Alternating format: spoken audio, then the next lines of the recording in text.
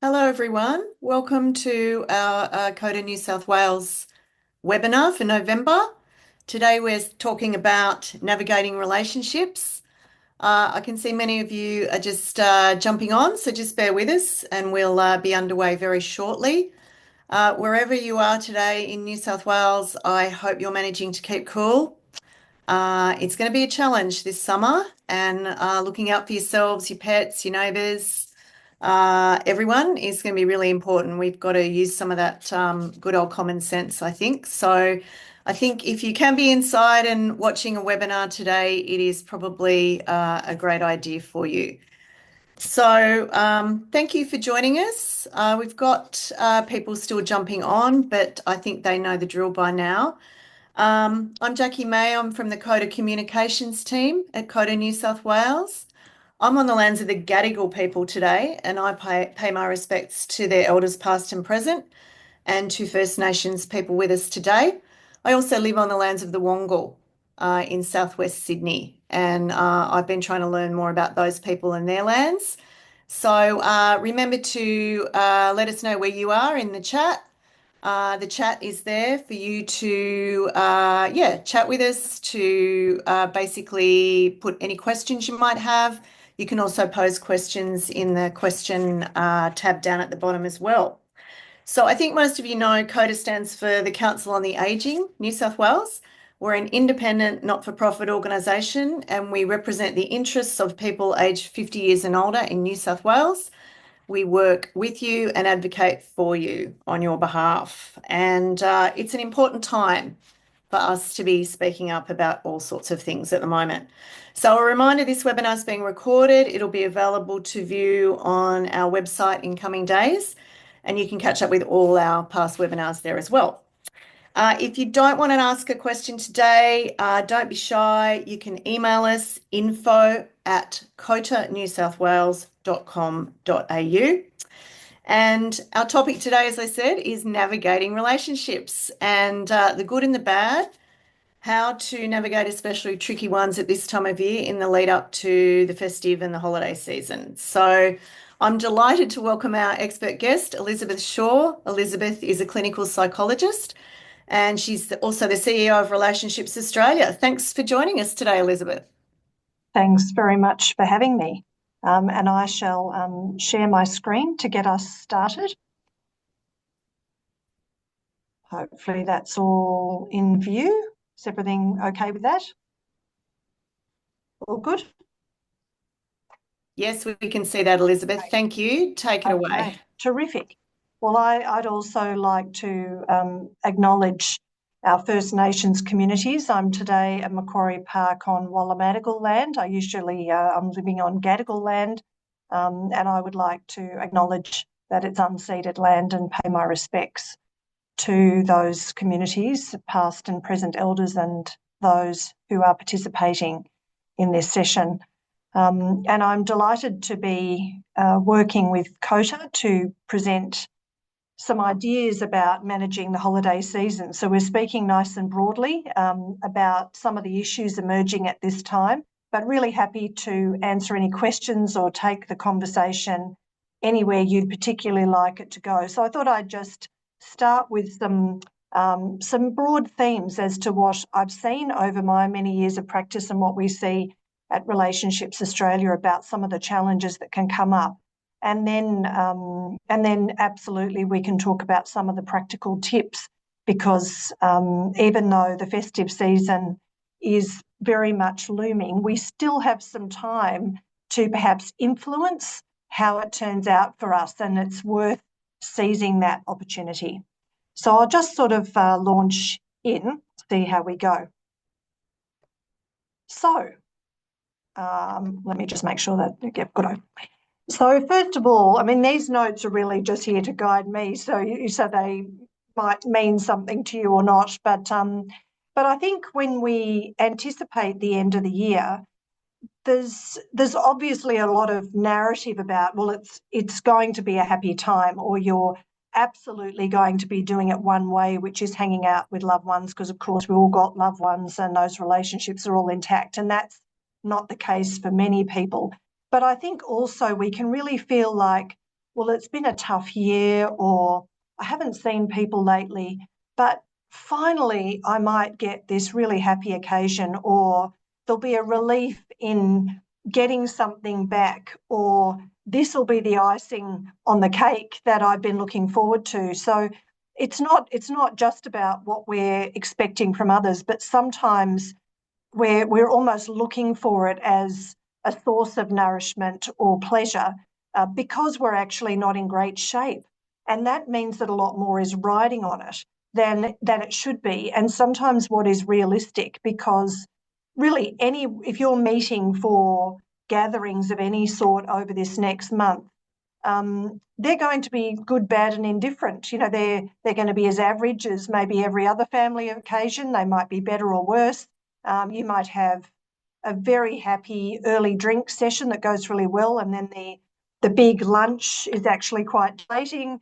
And wouldn't that just be normal? That would be normal for any social event, but somehow there's a lot riding on it. And it's true enough, if something does go a bit awry on a day that's meant to be special, whether it's your wedding day or it's an anniversary or a birthday, it actually does stand out and hit us harder. And the narrative around it tends to linger all year. Whereas if it was just one Sunday amongst many, you wouldn't sort of put a flag in it, you know.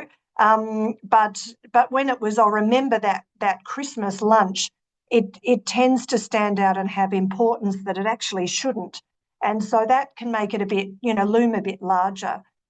We also can hope that any people that have perhaps been a bit lackluster during the year, or even if we feel our own performance has been a bit lackluster, we hope that everyone will do better on these occasions. You know, surely people will contribute. Surely they'll do the dishes at the end of at the lunch.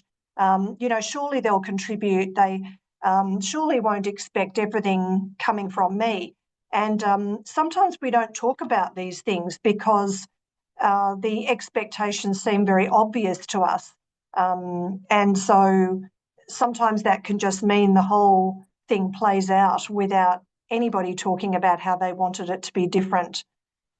We also sometimes feel that if we haven't seen people lately, that we can make up for it now, and by putting on a really good show, surely that'll show that I love them, or I want more of a connection, because probably the year will take off and I'll be busy again and I may not see them, but this event will be in the bank and people will be glad I did that. Well, sometimes we can't fix things up.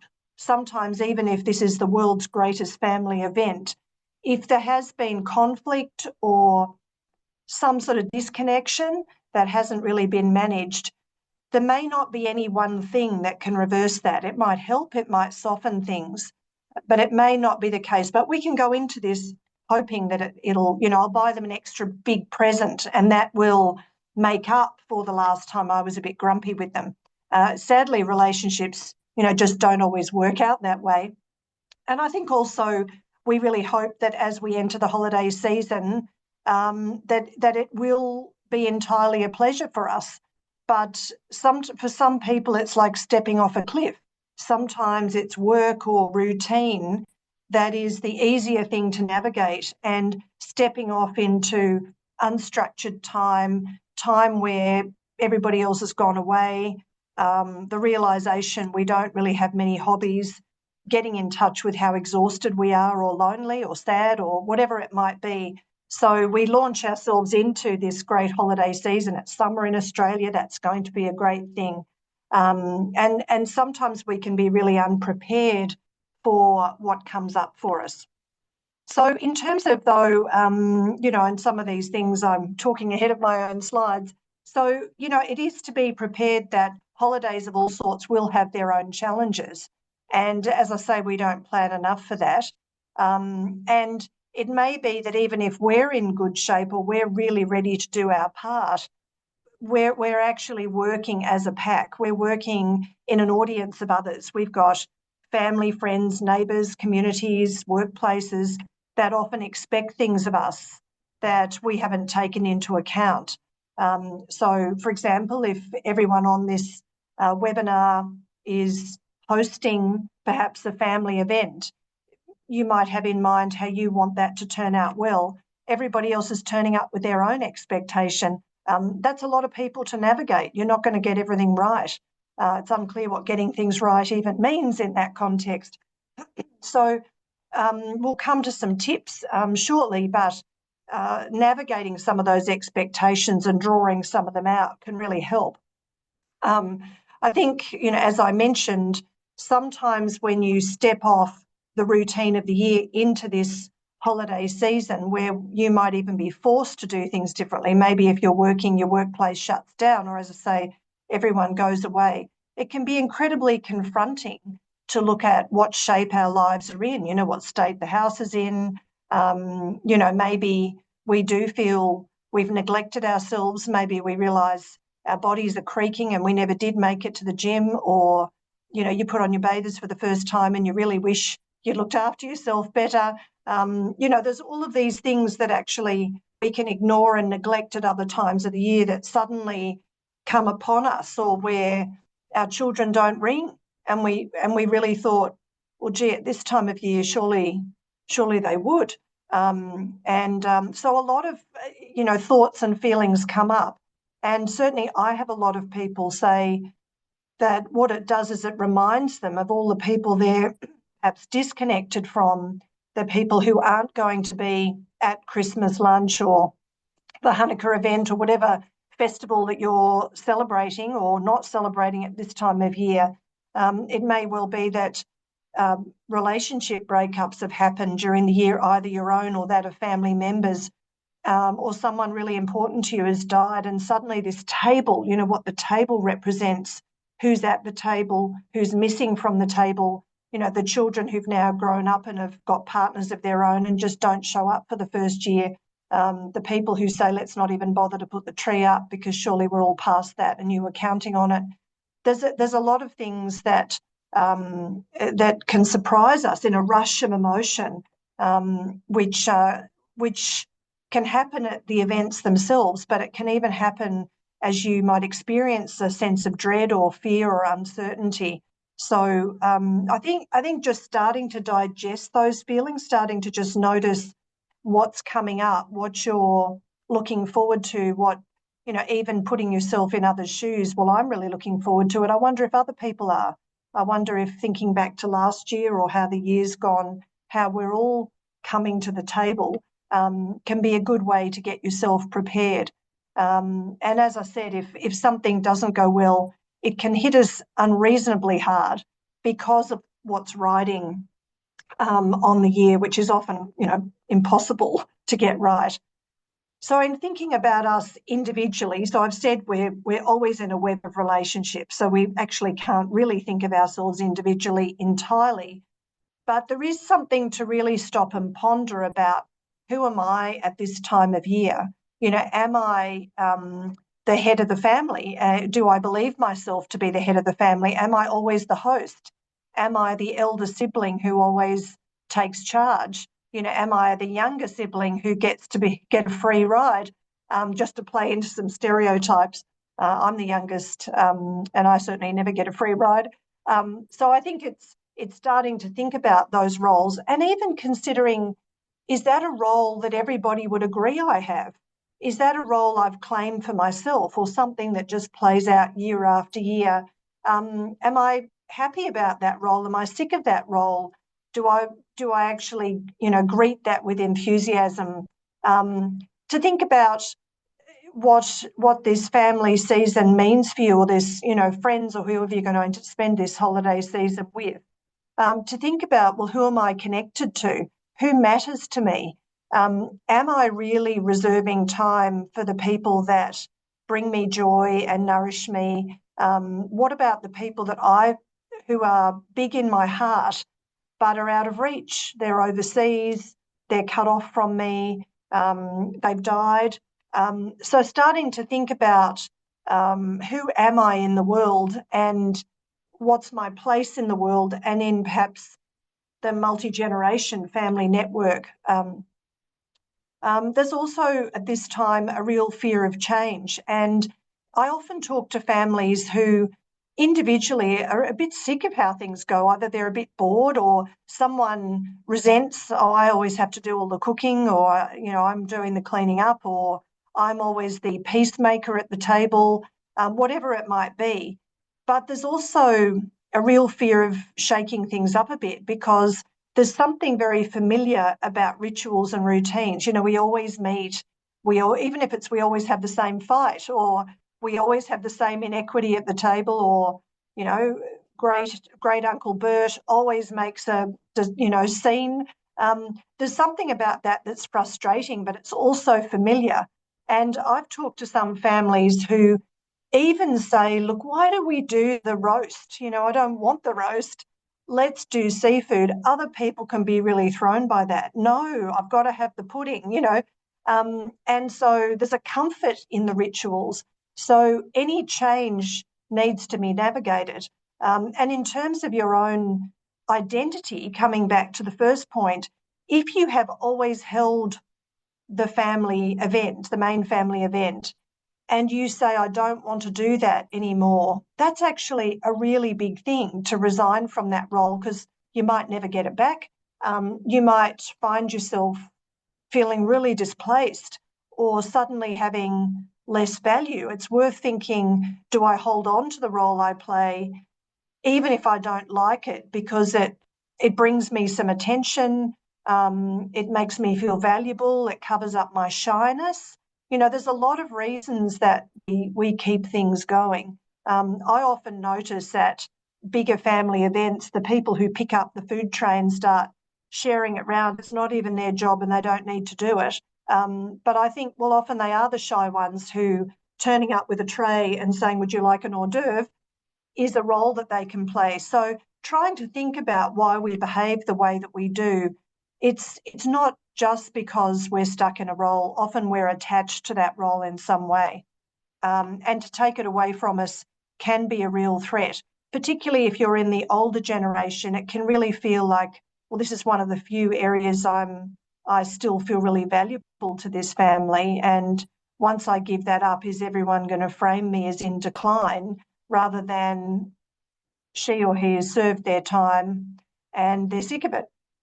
And I think also to really think about not just loneliness at this time, but also navigating space. I talk to a lot of people about how, say the whole family or friendship group has decided to go away, let's shake things up a bit, let's go away for a week, and who really get worried, I get overwhelmed by too many people. How can I get private time without looking like I'm a party pooper or not on board, not a team player?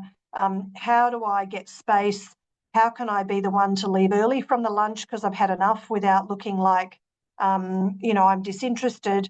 And in going into this, what if in fact you don't have anyone around you that you want to spend time with?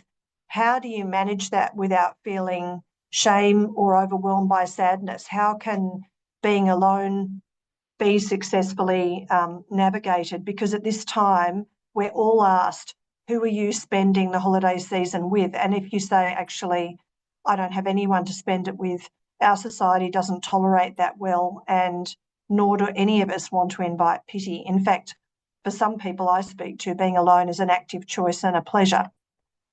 So moving on to then some of the couple risks, and this could be your own couple relationship. Realistically, the data says that this time of year is high risk for separations.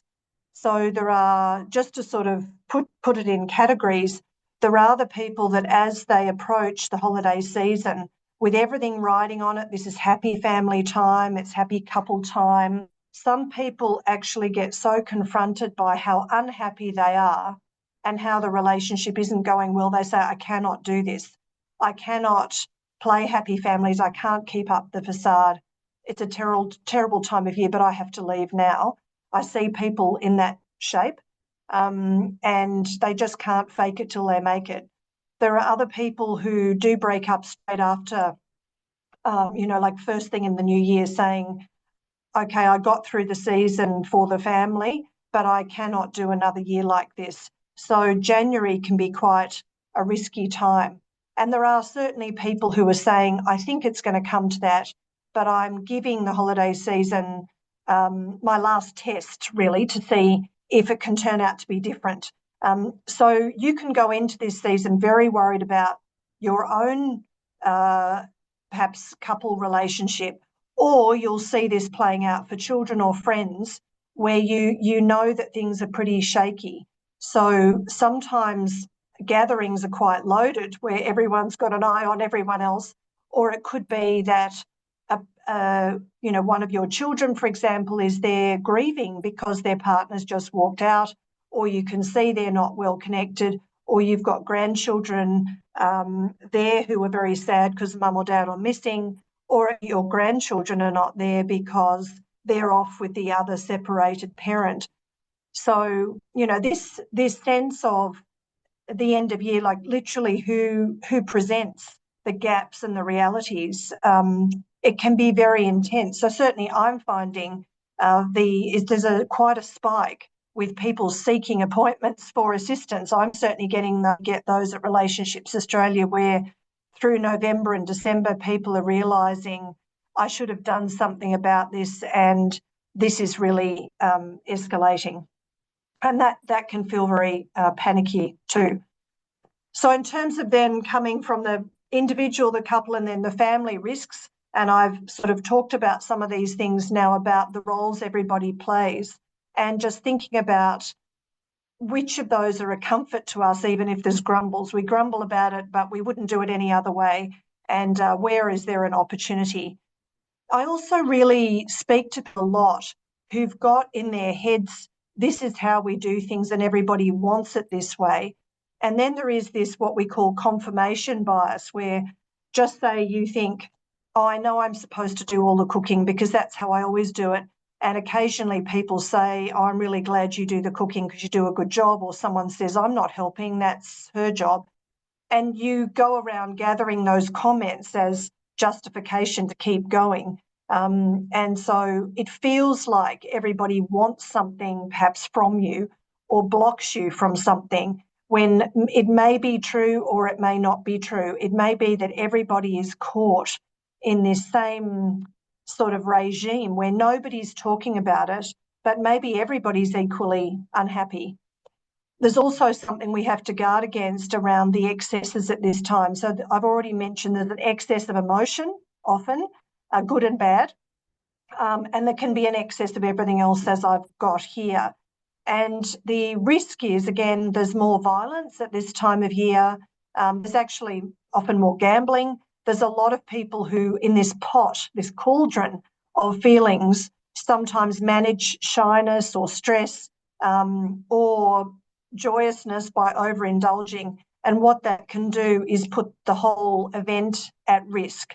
And that can be part of what people dread, is that, half the table always gets drunk and there's a fight that breaks out.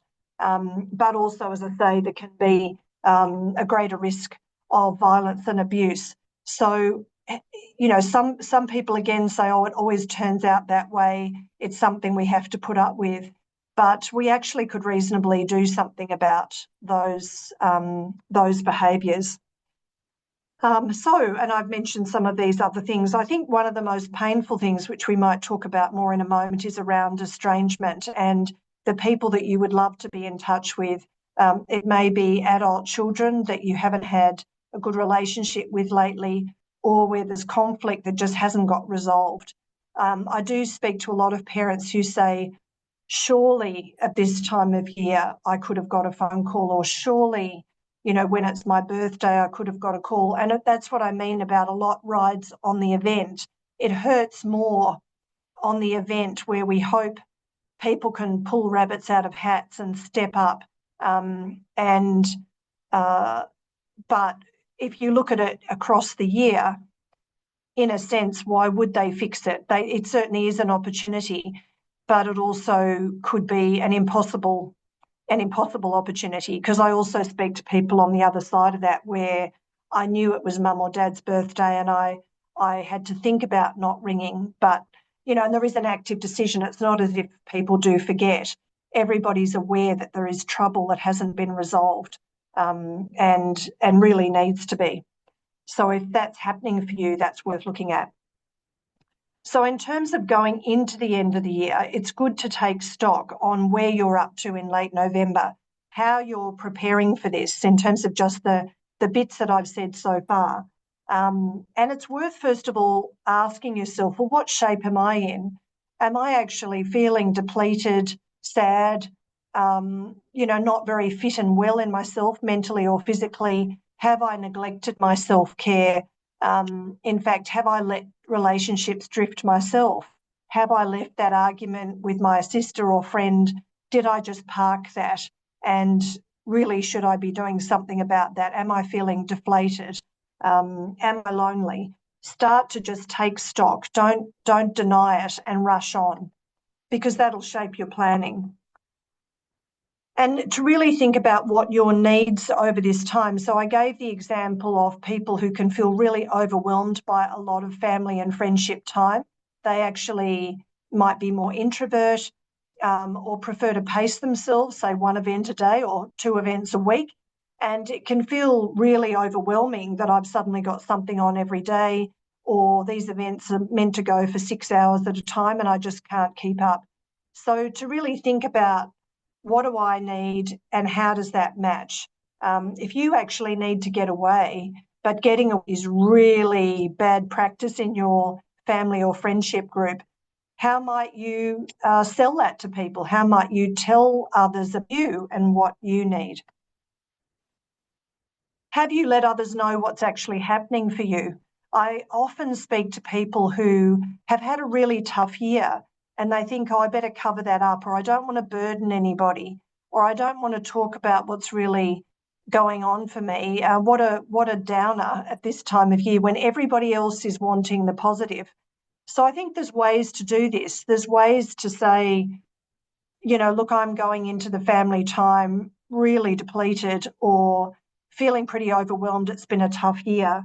Is there a way we could divide up the roles this year? Or, I'd really need to ask for a bit more help this year than I usually would ask for. Is everybody up for that? Or it might be, look, this year, just to let everybody know, I might need to leave early because I've been really exhausted and, I'm looking forward to the event, but I haven't been much of a stayer lately. So I think sometimes making sure the narrative that's out there, you're in charge of the narrative. You explain what's happening in advance. That can be really helpful so that your fear that everyone will see you a particular way. Oh, well, she's obviously a bit hostile, or she's, just walked out on us. In seeing that narrative take charge, you frame the narrative in advance. And then if it turns out you can stay, or you're having a great time, or none of those things happen, then that's good. That's just a good thing. To think about, look, if I could wave a magic wand and got everything I wanted this holiday season, what would that look like? Not because you can engineer it, but I think just getting in touch with what's riding on it for you can help you look at the match of fantasy and reality. So if you say, oh, I'd just love a holiday with no conflict in it, or I'd really love a holiday where my family could gather and just be nice to each other, or a holiday where I got to just get a compliment here or there, it'll not only tell you where you're up to in your own sort of state, but it also might say, well, have I set that up? If I'm really hoping everybody helps, did I even let anybody know I need help? Or if I really hope the events are at someone else's house this year, have I even put that out there on the table? Because often what you want, you haven't given voice to, you don't dare give voice to it, or you haven't actually thought, how could I get away with that? And I think to consider, because there's still time, is it time for a change? Do you actually need to step out of the ritual this year? Do you need to have a holiday on your own? How controversial would that be? Do you and your partner or your friendship group just really need to duck away for some other reason? Do you actually say, can this year be the year we go in houses, or we start to have more, everyone gets a course, even though that's never been the tradition? even talking to people about, oh, look, you know how every year that same old fight breaks out. How can we do that differently? How can we make that not happen? Make it a conversation that can be had rather than brace yourself because everything inevitably has to play out. I often see families go through great gymnastics. Well, you go and sit next to Uncle Bert and tip half his wine glasses out, or, you make sure you distract him. People go about enabling and managing without a direct conversation. It might be, how are we going to cope with that person being missing this year? That's going to be really sad. How do we go into this still feeling good about how this is going to play out if 2 or 3 people are missing? And we might want to acknowledge that. It might be the anniversary of someone's death. Certainly in my family, my sister and I have the traditional cry over the plum pudding because my mother's, that was always her role. So every year since she died, my sister and I just cry at that point, and everyone goes, oh, there you go. But we've just said, yeah, the crying's coming up next. We say that before we say the pudding's coming up because, I think just normalising, well, that would be okay. Doesn't have to bring the whole lunch down. It just, it's a moment, and we have a hug, and then we have a laugh, and then we move on. So I think, again, how you story these things and how you manage yourself and how you give yourself permission for some of those moments can sometimes be helpful. And so I think, the self-care piece is really important to let people know how you're traveling and what you need. You don't have to do it in a big, everyone's got to look after me. But I think starting to talk about, it's a funny thing being retired this year. I worry I've got less to talk about, or I worry that, the kids won't want to keep coming to this lunch, next year, this, it might be the last lunch they're here. Just starting to sort of think about these things, think about how you can do this well. Start to think about being in the shoes of others can be really useful. That even though I think, for example, my children should have rung me, I wonder what it's like from their perspective. I wonder, I should feel owed. I wonder if they think I am waiting on that call. I wonder if I see it as troublesome that they haven't, but they wouldn't. They'd just think, oh, she's fine. I'll see her at the lunch. So I think sometimes, and this is not just, oh, I bet they don't care about me. That's not stepping into their shoes. That's actually continuing your own narrative and just putting it into their heads as well. It's more like, if I was really in their shoes, would they, for example, think that I'm working as hard at the relationship? Would they be waiting for a call from me? Is there another way to see this? Can just put more in the mix. I've mentioned around the boundaries and limits. It's actually okay to say, look, I need to do things different. Again, being in charge of the story of it is really useful. And to bear in mind that you can't get to direct the traffic. You can't just say, well, I've just decided that, I'm not doing any of it. Yes, I've done it for the last 25 years, but this year I'm just not doing it.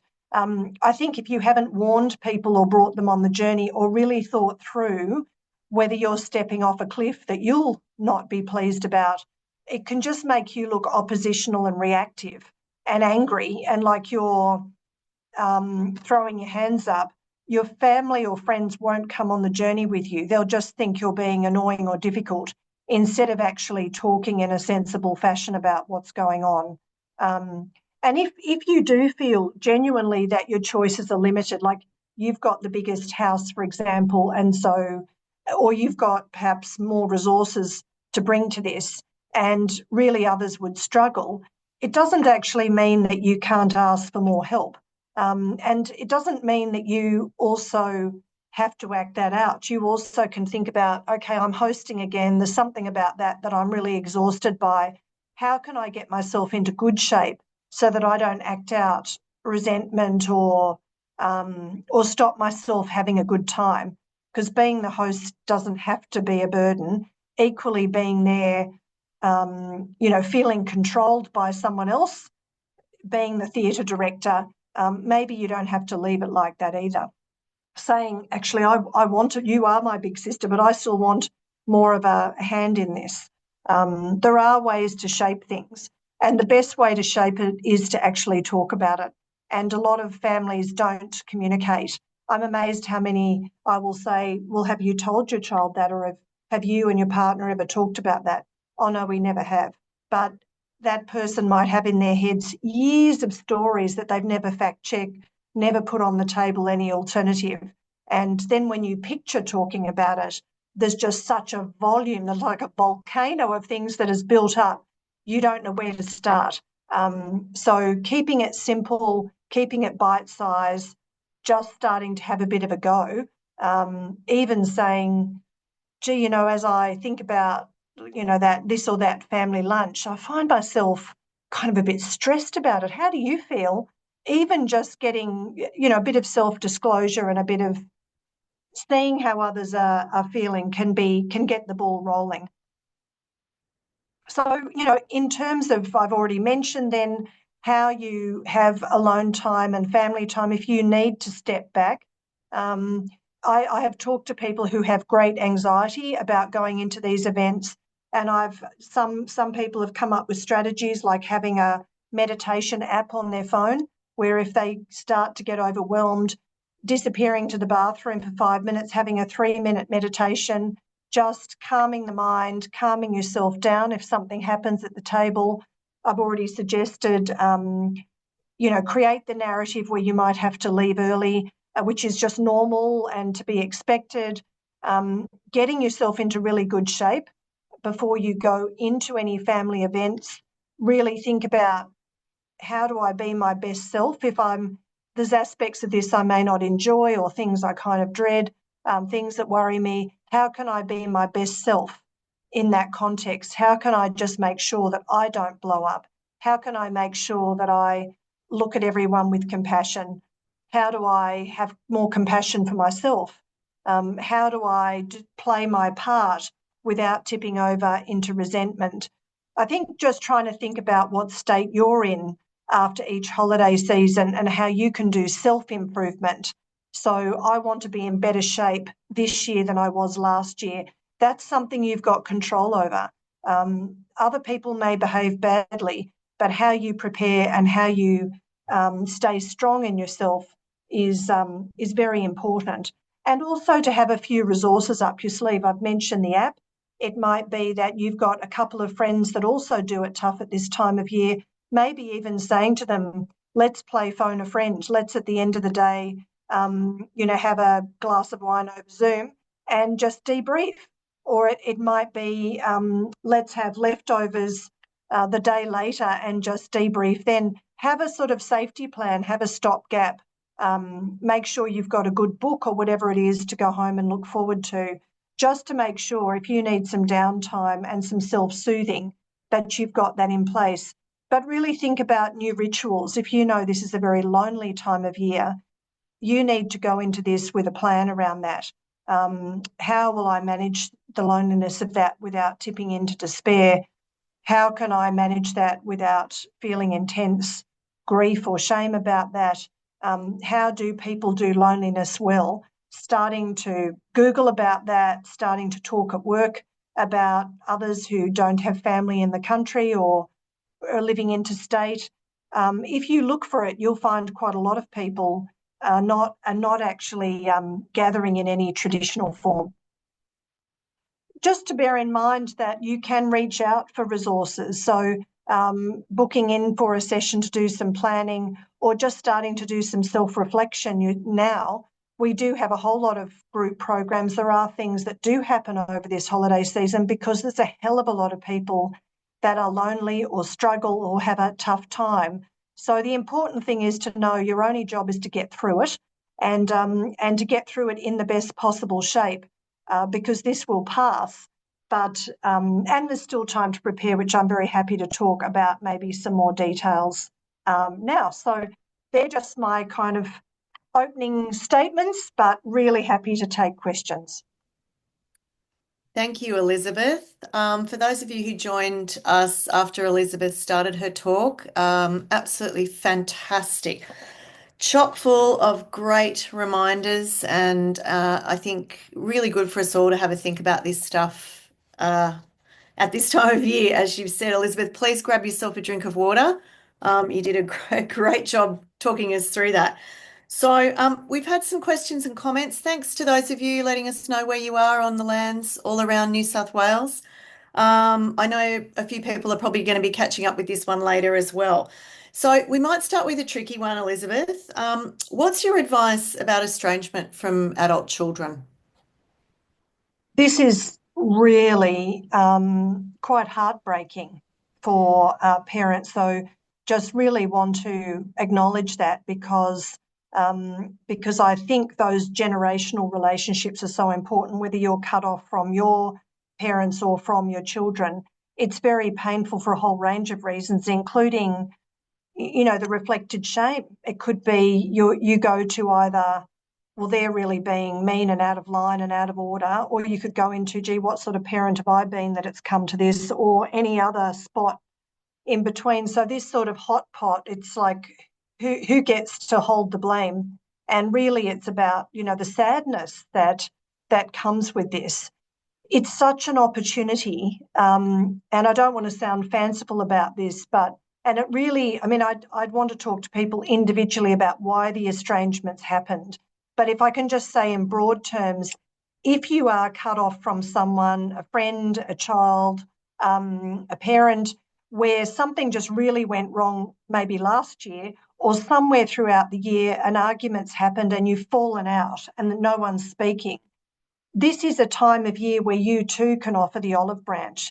Even if you think they should contact me, what an outrage, they're the ones that called me names or did the wrong thing. Just think about what you need. I mean, if you get stuck on what you're owed, that tends to not go anywhere because not only do we hardly ever get what we're owed, but we can't control that. So you're actually more disempowered thinking like that. To say, look, to hell with what they're going on in their head.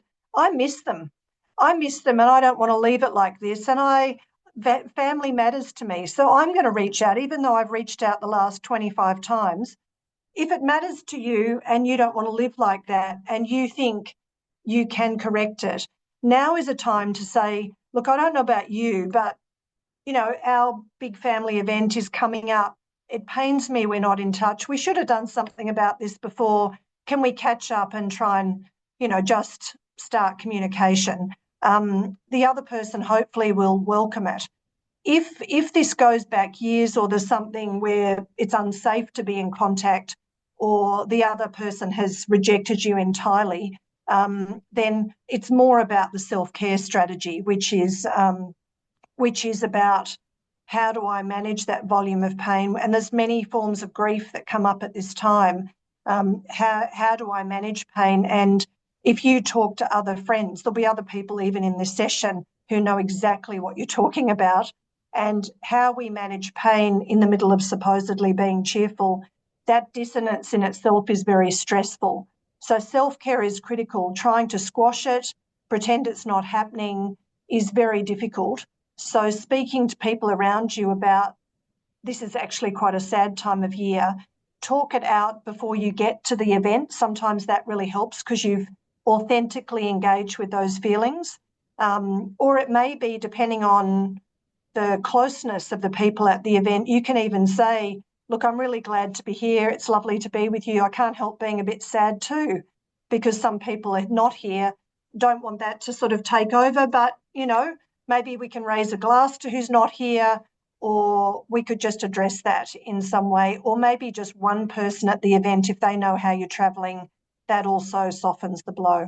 Yeah, just acknowledging that it can be difficult for others around you, I guess. Um, Now, we've got a question asking, are there differences between the genders, when it comes to this stuff, these feelings, this looking forward to something that's meant to be fun when in fact it's not fun, often for the organizer or someone who may have some of those issues coming up for them? How do men and women or different genders relate to this stuff? Well, I think how it plays out for the genders is really all about the culture of the family. Because if in your family you do have a tradition and there's things that reinforce gender stereotypes, like all the women do the cooking. It's very easy to fall into that. Oh, look at the men, they're in the garden, and the women are doing the work. That's how things are set up in your family, probably, because there's other families where that's not how it plays out. But these traditional roles do happen. I think if you do feel resentful of that, again, talk about it as a family, but not in a reactive, angry way like you men doing nothing. More to say, let's mix things up this year.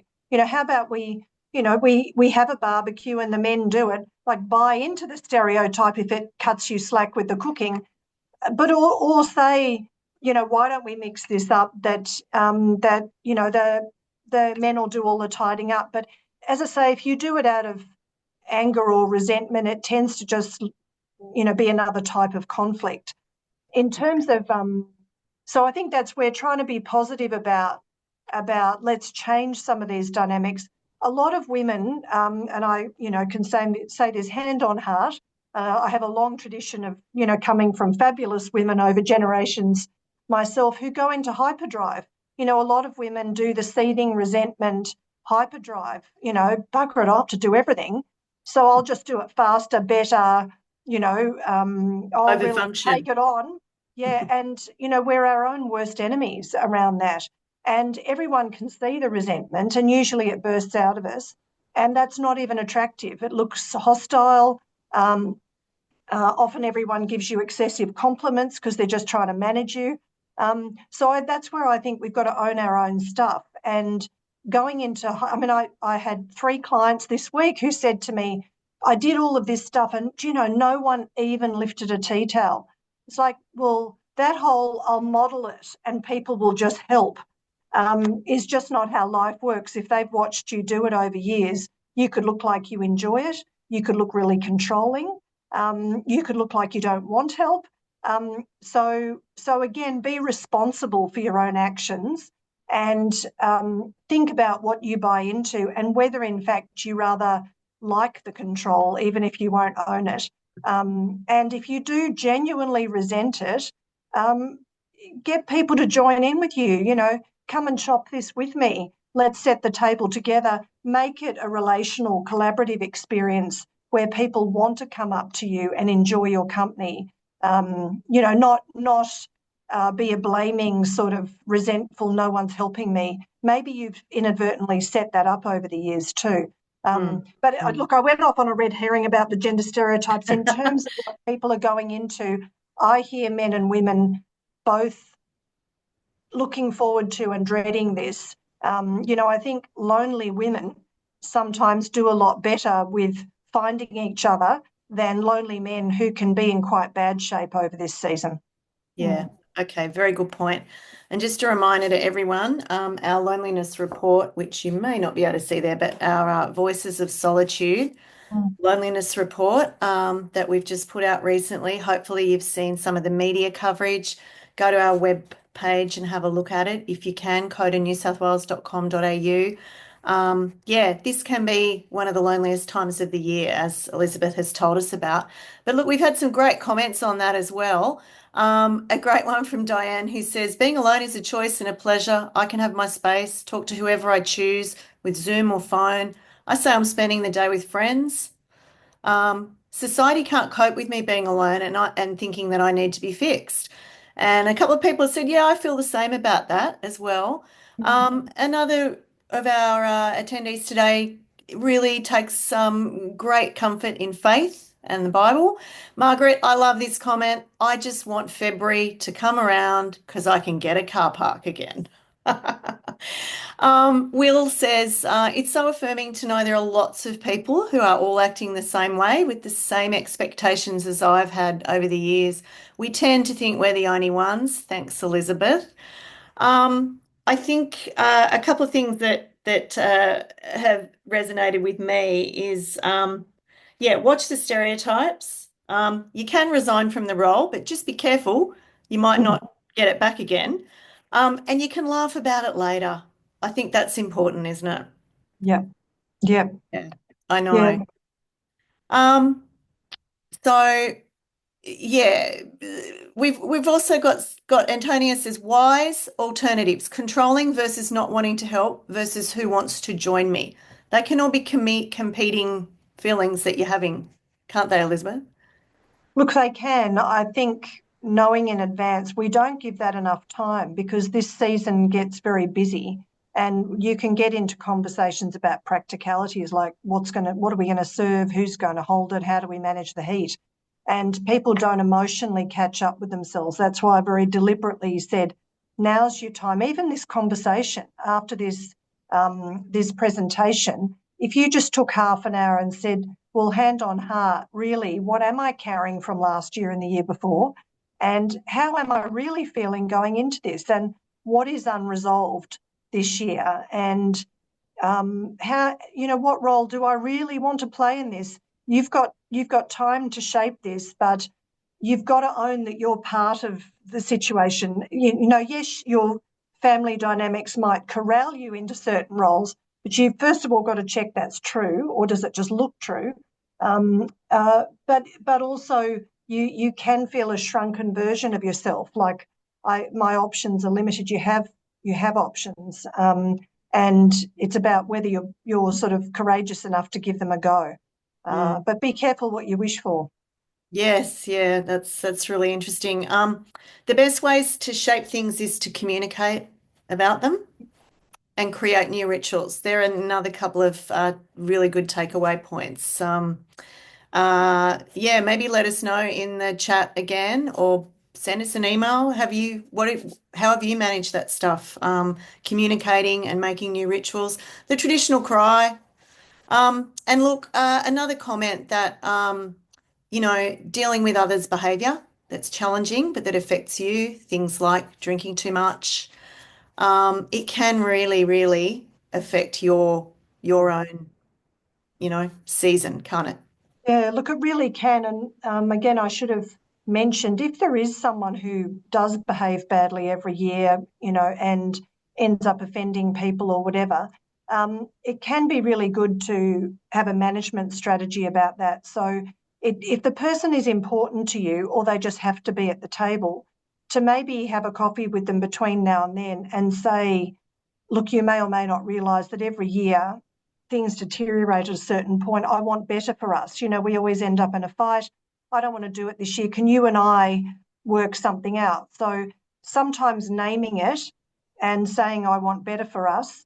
Alternatively, if you really try everything, see if a couple of other family members can engage in helping you out. If that happens again, can you be the circuit breaker with me? Can you just say, "Oh, Elizabeth, let's go and do the dishes together. Just help me out so I don't get into the same fight." Have a strategy for the predictable trouble is the best one, really, because if you know it happens, you can come up with a solution in advance. It's the unpredictable that can throw us. But if you say there's the same fight every year, you've got options. Yeah. And another strategy I do know that people use is a keyword. Yes. There's a conversation that Yeah. starts and you feel like it should move on. You've got a Yeah. keyword that you put out there and that's the signal to maybe those people around the table who haven't contributed much in the Yeah. way of food or helping serve or anything, but that's your job. That's a good idea. Yeah, Mm. yeah. Well, look, thank you. Thanks, everyone. We're all busy people at this time of year as well. So I think we've probably got a lot from what Elizabeth has said. She shared where we can find resources. Thank you so much for your time today. It's so Pleasure. important that we stop and think, even when we're busy. So we'll put all the relevant links to the information we've discussed on the webinar page on our website. And the recording of today's session will be up there soon for you to watch as well. So if we didn't get to your question or comment, feel free to contact us via phone or email. All our numbers, our email address are available on our website, and that's cotanewsouthwales.com.au. I hope you can join us next week for our live panel that follows the COTA New South Wales annual general meeting. That's on Wednesday, the 4th of December next week from 10 a.m. We'll be chatting about aging well in New South Wales with some people who are our COTA experts, who are going to talk about how they're navigating that transition and how they're feeling about it all. Thank you to those of you wishing us a happy festive season, whether you celebrate it as a religious occasion or as a cultural one.